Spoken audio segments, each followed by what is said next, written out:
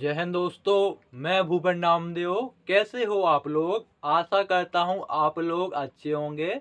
आज हम बात करने वाले हैं रेलवे एसआई यानी दरोगा न्यू वैकेंसी 2023 के बारे में कि कब इसका नोटिफिकेशन जारी होगा, कब से इसके लिए फॉर्म अप्लाई होना स्टार्ट हो जाएंगे तथा आपका कितने पद पर आपकी यह वैकेंसी आने वाली है। इसमें आपकी योग्यता क्या होनी चाहिए, आपकी उम्र सीमा क्या होनी चाहिए, इसके अलावा आपका सिलेक्शन प्रोसेस में आपका एग्जाम पैटर्न में कितने विषय से प्रश्न पूछे जाते हैं, माइनस मार्किंग, टाइम कितना दिया जाता है, फिजिकल टेस्ट में आपका हाइट, चेस्ट, रनिंग कितनी कराई जाती है तथा टाइम कितना मिलेगा।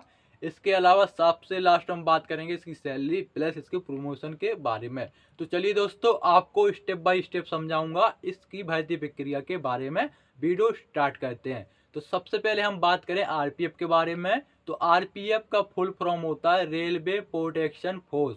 रेलवे का खुद का ये पुलिस फोर्स है। आप रेल में देखेंगे कुछ क्राइम हो जाता है या कोई छेड़छाड़ या कोई लूटपाट हो जाती है, तो जो आपका इन्वेस्टिगेशन करता है वो आपका आरपीएफ ही रहता है। अब बात करते हैं इसकी आपकी योग्यता के बारे में कि इस फॉर्म के लिए अप्लाई करने के लिए आपकी योग्यता क्या होनी चाहिए। तो इसमें सिंपल सा आपका ग्रेजुएशन मांगा जाता है, यानी स्नातक होना चाहिए। अब बात करें आपकी कितने पद पर ये वैकेंसी आने वाली है आरपीएफ एसआई की। तो आरपीएफ एसआई की जो वैकेंसी आने वाली है वो 3000 प्लस पद पर आपकी यह वैकेंसी आएगी। इसके अलावा बात करें आपकी एज लिमिट के बारे में या आपकी उम्र सीमा कितनी होनी चाहिए तथा एज में छूट कितनी मिलती है। तो जो आपकी एज होना चाहिए वो 20 से 25 साल होना चाहिए। इसमें जर्नल कैंडिडेट, फिर से रिपीट कर देते हैं, इसमें जर्नल कैंडिडेट को भी एज में छूट मिलती है। बाकी अदर जो वैकेंसीज निकलती हैं उसमें जर्नल वालों को छूट नहीं दी जाती है, लेकिन इसमें आपका जर्नल वालों को छूट मिलती है। तो जर्नल वालों के लिए जो एज में छूट मिलेगी वो 5 साल की मिलेगी, और ओबीसी कैंडिडेटों को मिलेगी 8 साल की छूट, और एससी और एसटी कैंडिडेट को मिलेगी 10 साल की छूट। ठीक है, ये है आपकी एज लिमिट तथा एज रिलैक्सेशन। अब बात करते हैं आपकी एप्लीकेशन फीस के बारे में। तो एप्लीकेशन फीस आपकी जनरल ओबीसी ईडब्ल्यूएस कैंडिडेट की लगती है 500 रुपये, और एससी एसटी या फीमेल या महिला उम्मीदवार की लगती है 250 रुपये। अब बात करते हैं आपके ऑनलाइन डेट या आपका जो नोटिफिकेशन है वो कब जारी होगा। तो आपको बता दें कि आपका जो वैकेंसी है वो कई वर्षों से नहीं आया है। 2018 में आपका वैकेंसी आया था, 2018-19 में, तब से आपका वैकेंसी नहीं आया है। और आपका जो अगली साल है चुनाव, तो जितनी भी नई नई वैकेंसी हैं वो जल्दी जल्दी से आने वाली हैं। जैसे कि आपका यूपी पुलिस की वैकेंसी आने वाली है, बहुत जल्दी आएगी आप दोस्तों। अब वो टाइम नहीं रह गया कि आप बोल रहे हैं और आगे बढ़ती जा रही डेट, ऐसा कुछ नहीं होगा। ठीक है ना, अब बहुत जल्द आपकी वैकेंसी आएगी। इसके अलावा 2024 में है चुनाव, और वैकेंसी अब आपके आने के जो चांस हैं वो अक्टूबर नवंबर में 2023 में आपके फॉर्म 100% आने के चांस है, और अगर ज़्यादा लेट होगा तो दिसंबर तक 100% आ जाएंगे। ठीक है, तो यह है आपका ऑनलाइन डेट यानी नोटिफिकेशन। अब बात करते हैं आपके सिलेक्शन प्रोसेस के बारे में। तो सिलेक्शन प्रोसेस आपको अच्छे से समझना चाहिए, क्योंकि जब आपका नोटिफिकेशन जारी हो जाता है तो आपको टाइम नहीं मिल पाता है कि कैसे तैयारी करें और कितने विषय से प्रश्न पूछे जाएंगे। अगर आपको पहले से ही पता होगा तो आप अच्छे से प्रिपरेशन कर सकते हैं, और जब आपका नोटिफिकेशन जा रही होगा और एग्जाम डेट मतलब एग्जाम होगा, तो इसका जो एग्जाम है वो अच्छे से आप क्रैक कर सकते हो, मतलब निकाल सकते हैं। तो समझते हैं इसके एग्जाम पैटर्न के बारे में। तो सबसे पहले आपका 3 विषय से इसमें प्रश्न पूछे जाते हैं। जी के जीएस से रहते हैं आपके 50 प्रश्न, जो कि आप बोर्ड में देख सकते हैं, और मैथ के रहते हैं इसमें 35 प्रश्न, और रीजनिंग के रहते हैं इसमें 35 प्रश्न। टोटल आपके 120 प्रश्न इसमें रहते हैं, जो कि आपके 120 अंक के होते हैं। माइनस मार्किंग बिल्कुल इसमें होती है। माइनस मार्किंग आपका इसमें 1/3 की होती है। मतलब अगर आप कोई 3 प्रश्न गलत करोगे तो आपका 1 अंक काट लिया जाएगा।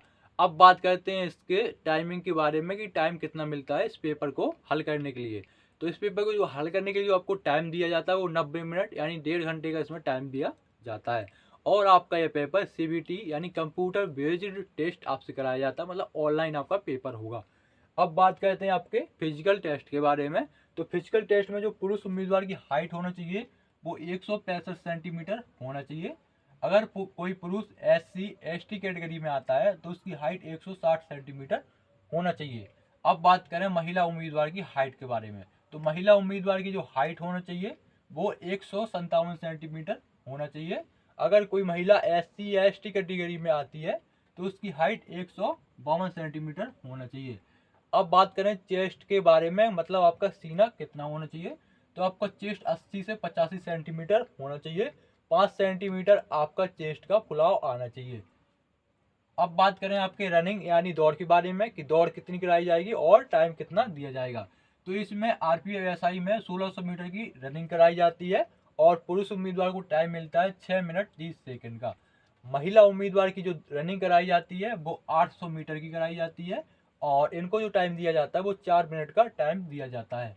बात करें लॉन्ग जंप के बारे में, तो लॉन्ग जंप इसमें 12 फीट की होगी पुरुष उम्मीदवार की, महिला उम्मीदवार की 9 फीट की रहेगी। और इसमें जो हाई जंप होगी, हाई जंप आपकी पुरुष उम्मीदवार की 3.9 फीट की होगी और महिला की होगी वो 3 फीट की होगी। 3.9 मतलब 3 फीट 9 इंच की आपकी पुरुष उम्मीदवार की हाई जंप कराई जाती है और महिला उम्मीदवार की 3 फीट की। बात करें आपकी सैलरी के बारे में, उससे पहले मैं आपको इसके प्रमोशन के बारे में बता देता हूँ। जैसे आपको वैकेंसीज के नाम से पता चल रहा है, जैसे आरपीएफ एसआई, तो एसआई का मतलब होता है सब इंस्पेक्टर या आप हिंदी में दरोगा भी बोल सकते हैं। तो सबसे पहले आप सब इंस्पेक्टर के पद पर चयन हो जाते हो। उसके बाद फिर बनते हो आप इंस्पेक्टर, जिसे हम कोतवाल भी बोलते हैं। उसके बाद फिर बनोगे आप डीएसपी, जिसे हम सर्कल ऑफिसर सीओ भी बोल देते हैं। फिर उसके बाद बनोगे आप एएसपी तक पहुंचते पहुंचते आप रिटायर्ड हो जाओगे। बाकी जो आपके सीनियर होते हैं वो यूपीएससी से आते हैं, ठीक है। तो अब बात करते हैं इसके सैलरी के बारे में। तो आपकी जो आरपीएफ एसआई की जो सैलरी मिलती है वो 4200 ग्रेड पे की सैलरी मिलती है। 4200 ग्रेड पे में जो आपकी सैलरी बनती है इन हैंड वो बनती है 35,400 रुपये। इसके अलावा बहुत सारे अलाउंसेस दिए जाते हैं। इन सभी अलाउंसेस मिला के जो आपकी शुरुआत की सैलरी बनेगी वो 50 से 55,000 के बीच में बनेगी। तो ये थी आपकी सैलरी। और इसमें एक फैसिलिटी आपको और अच्छी दी जाती है कि आपको इसमें ट्रेन का किराया नहीं लगता, चाहे आप कहीं भी जाइए बिल्कुल मुफ्त यात्रा कर सकते हैं। वीडियो कैसा लगा कमेंट बॉक्स में जरूर बताएं। वीडियो में अगर कुछ आपको डाउट हो तो आप कमेंट बॉक्स में कमेंट कर सकते हैं। मिलते हैं किसी नेक्स्ट वीडियो में, तब तक के लिए जय हिंद जय भारत।